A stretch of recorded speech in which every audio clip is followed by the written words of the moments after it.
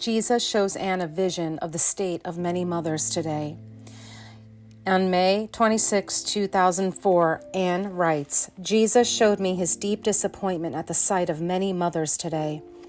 He gave me a glimpse of the heart of a mother who was heedless to the needs of her children and overly concerned with the things of this world and that of her appearance, as in physical appearance.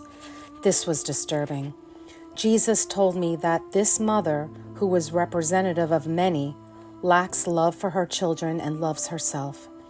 He indicated her heart, which was like a cracked stone with small serpents moving through the cracks. I hate serpents, and this vision was very unpleasant. The serpents represented pride, avarice, jealousy, envy, hatred, etc. Jesus was greatly disappointed as he showed me the children who are emotionally abandoned and receiving indifference when they are in need of and entitled to warmth and love. I felt revulsion at the sight of this woman, but again, she was representative of many modern women. I must say that on the outside, this woman was quite beautiful. While this woman was repulsing me, Jesus moved on to show his opinion or experience of many modern men. He said they ignore their own spiritual duties and often completely abandon any formation of their children. He indicated great sins of the sexual nature, some with complicit partners, but also many assaults on innocent victims. Jesus told me he is with every innocent victim always. He said he hears every cry and each act will have to be atoned for. Jesus is disgusted and repulsed by these sins, but he does not turn his face away because he must witness every act on earth. Jesus then said, "Because you are my apostle, you are entitled to joy, so I will now give you joy and show you what gives me joy." Jesus showed me the heart of a woman apostle. It had no cracks in it, and it was like beautiful, warm marble. This heart was well protected by its owner through prayer and service, and Jesus felt joy and happiness upon the contemplation of this soul. This was a modern apostle who was attempting to follow him. I could see that there had been cracks in the past, but they were all sealed and closed by prayers, sacrifices, and acts of unselfishness. They were healed. These cracks, where sin had formerly left openings, did not bother Jesus in the least.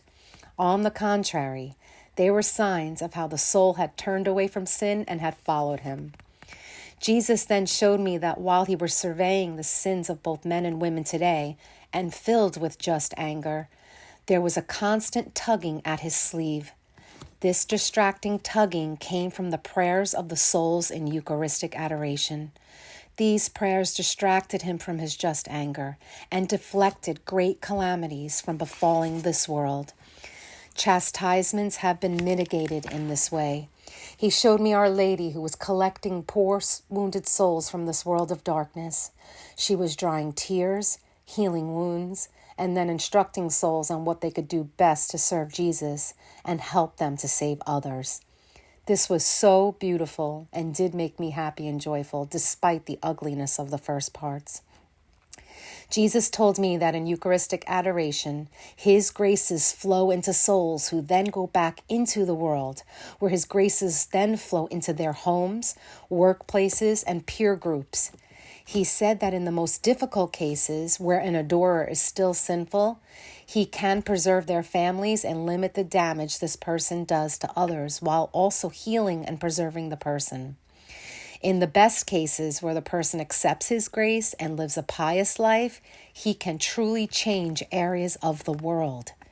He showed me that the more souls we have in Eucharistic adoration, the more the river of purity will cleanse the world. Okay, this excerpt was taken from Volume 8, and you can go to the website in the description and you can read it for free. God bless you, and thanks for listening.